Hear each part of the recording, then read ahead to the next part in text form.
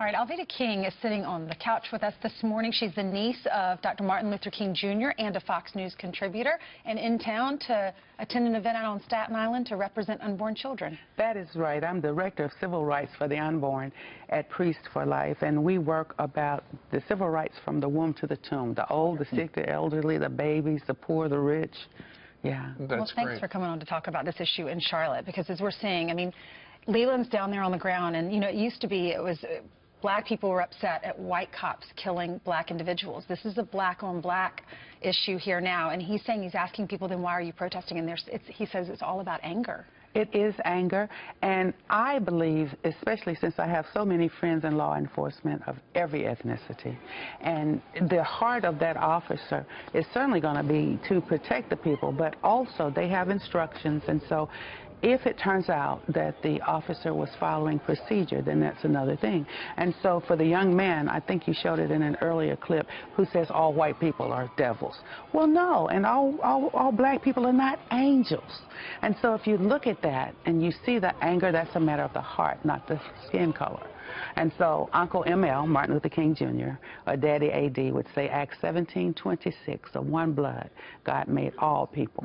So we actually can be brothers and sisters if we work on it. Dr. King, you mentioned that soundbite. We have it so people know what you're talking about. Here is a man who has identified himself as Keith Lamont Scott's brother. Okay. Just know that all white people are devils. And make sure you air that one. Air that. Don't take that all one. white cops are devils and white people. Dr. King? All white cops and all white people are not devils. All black people are not angels.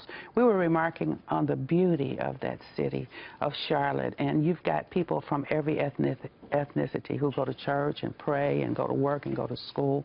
And so their own peace is being disturbed, not by protesters, but by rioters.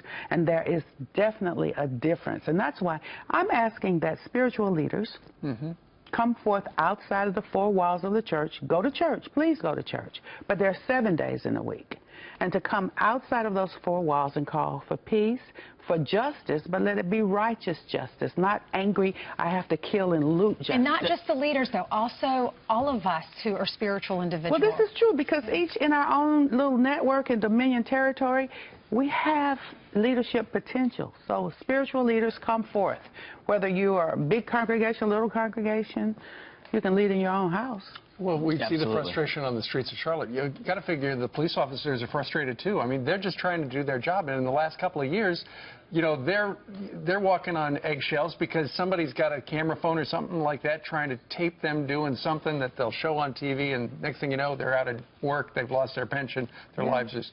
Well, right in Atlanta, Georgia, the police department responded to vandalism in my mother's senior citizens community, gated community, and all ethnicities, they came and they responded and they resecured that community. And so the law enforcement officers, you can have a bad apple in the barrel, take the apple out, but don't throw the barrel away. And that's the problem. And anger is a matter of the heart, not the color of our skin. Sure. Doctor, thank you for your wisdom and for your faith. I think we need a lot of that right now. Thank you.